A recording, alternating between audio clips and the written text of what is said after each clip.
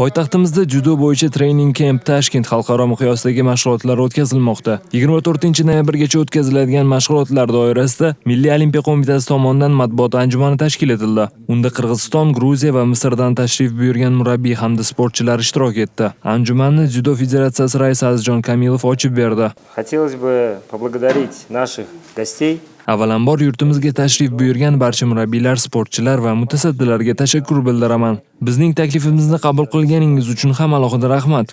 Hozirgi pandemiya vaqtida sportchilarga oson emas, chunki orada kattagina tanaffus yuzaga keldi. Shuning uchun ham biz o'quv mashg'ulot yig'inini o'tkazishga qaror qildik. O'ylaymanki, bu orqali judochilar yaqinlashib kelayotgan turnirlarga yanada yaxshi tayyorgarlikka ega bo'ladilar.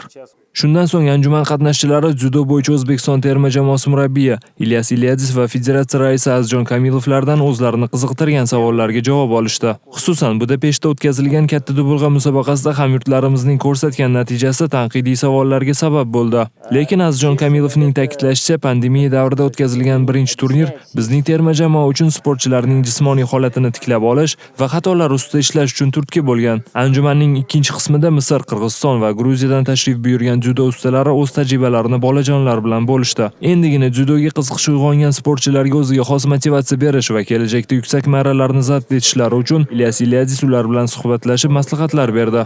Judo shunday sport turiki, unda faqatgina bir sportchiga muxlislik qilib uni kumir qilish noto'g'ri. Sababi siz faqatgina bir usulni mukammal o'rganib, har doim ham g'olib chiqavermaysiz. Barcha usullarni mukammal o'zlashtirib olishingiz zarur. Orzu qilganingizda Ilyadis yoki boshqasidek emas, balki undan ham kuchli judochi bo'laman deb orzu qiling. Shuningdek, Milliy olimpiya qo'mitasi prezidenti Rustam Abdurahmonov ham yosh sportchilarga murojaat qildi.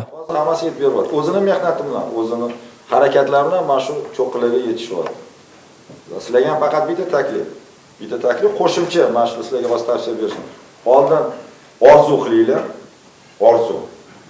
Yaxshi umid qilinglar, yaxshi maqsad qilinglar. Kim bo'laman, qanaqa bo'laman, mana sportdami, hayotdami, qaysi kasbiga oldin yaxshi shu orzuni qo'yinglar va shular aytgan narsalarni agar tatbiq qilsanglar, bu intizom, intilish va albatta mehnat. Mana o'zingiz ko'ryapsizlar, bu qanaqa mehnat. Anjuman yakunida mehmon sportchi va murabbiylarga esdalik sovg'alar topshirildi. Alohida O'zbekiston Judo federatsiyasiga va Milliy olimpiya qo'mitasiga rahmat aytmoqchiman. Bu kabi o'quv yig'in mashg'ulotlari o'tkazilishi albatta barcha judochilar uchun faqatgina foyda bo'ladi. Bir-birimiz bilan tajriba almashamiz, sparinglar tashkil qilamiz, o'z xatolarimiz ustida ishlaymiz. Xalqaro yig'in mashg'ulotlari doimiy o'tkazilishini istardik. Eslatib o'tamiz, mazkur yig'in mashg'ulotlari O'zbekiston terma jamoasi uchun 26-29 noyabr kunlari Mo'g'uliston poytaxti Ulan-Bator shahrida bo'lib o'tishi rejalashtirilgan Osiyo chempionatiga tayyorgarlik vazifasini o'tab beradi.